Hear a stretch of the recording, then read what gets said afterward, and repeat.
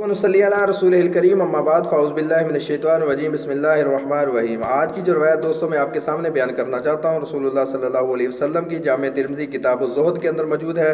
حدیث کا نمبر ہے 26,007 اور اس کے اندر رسول اللہ صلی اللہ علیہ وسلم نے 3 قسم کے آدمیوں کا بیان کیا ہے، جو کہ رسول اللہ صلی اللہ علیہ وسلم نے فرمایا ان من ابغضکم الی و ابعدکم منی یوم القیامہ، قیامت کے دن اللہ کو اور اللہ کے رسول کو سب سے زیادہ جو بندہ ناپسند ہوگا وہ کون سا؟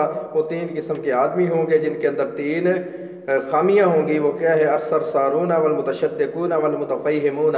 ایک بندہ جو فضول گفتگو کرنے والا ہے، دوسرا بندہ جو فضول گفتگو کو گلا پھاڑ پھاڑ کر بات کرنے والا، اونچی آواز میں بات کرتا ہے اور بازاروں کے اندر چیختا ہے، چلاتا ہے، اور تیسرا بندہ وہ ہے جو تکبرانہ گفتگو کرتا ہے، میں یہ کر دوں گا، میں وہ کر دوں گا، میں یہ کر دوں گا۔ حالانکہ انسان کی اوقات کیا ہے؟ انسان ایک پانی کا بلبلہ ہے۔